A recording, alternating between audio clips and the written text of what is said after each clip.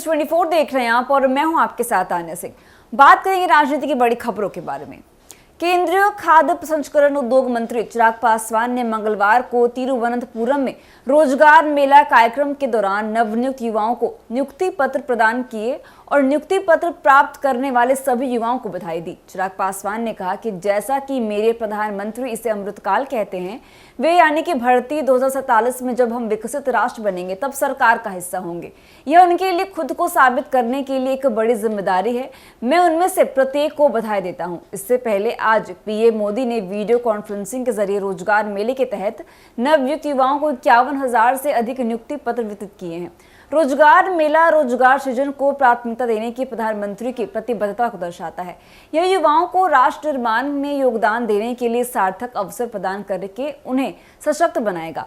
प्रियंका गांधी वाड्रा के वायनाड लोकसभा उपचुनाव लड़ने पर चिराग पासवान ने कहा कि जब कांग्रेस सत्ता में थी तब देश के हालात क्यों नहीं बदले। उन्होंने कहा कि जब वे कांग्रेस लंबे समय तक सत्ता में थे तब देश के हालात क्यों नहीं बदले।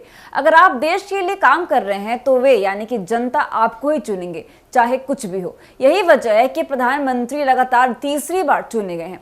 यह एनडीए सरकार की नीतियों और प्रधानमंत्री के नेतृत्व में लोगों की विश्वास को दर्शाता है। हमने देखा है कि एनडीए गठबंधन ने हरियाणा जैसे राज्यों में कितना अच्छा प्रदर्शन किया है। कांग्रेस के गढ़ वायनाड में आगामी उपचुनाव में कांग्रेस की प्रियंका गांधी, भाजपा की नव्या हरिदास और वामपंथी उम्मीदवार सत्यन मोकरी के बीच मुकाबला देखने को मिलने वाला है।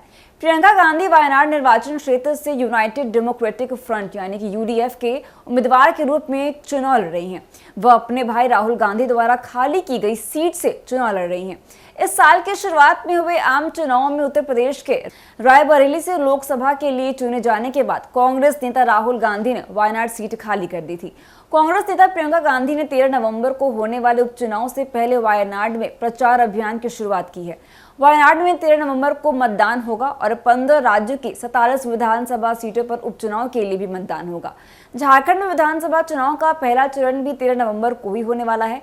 कुल मिलाकर केंद्रीय मंत्री चिराग पासवान ने तिरुवनंतपुरम के रोजगार मेले में नवयुक्त युवाओं की प्रशंसा की है और पीएम मोदी के विजन के तहत 2047 तक भारत के विकास में उनकी भूमिका पर भी जोर दिया है। साथ ही कांग्रेस की प्रियंका गांधी वायनाड में आगामी उपचुनाव के लिए प्रचार कर रही हैं, क्योंकि वह अपने भाई राहुल गांधी द्वारा खाली की गई सीट पर चुनाव लड़ रही हैं।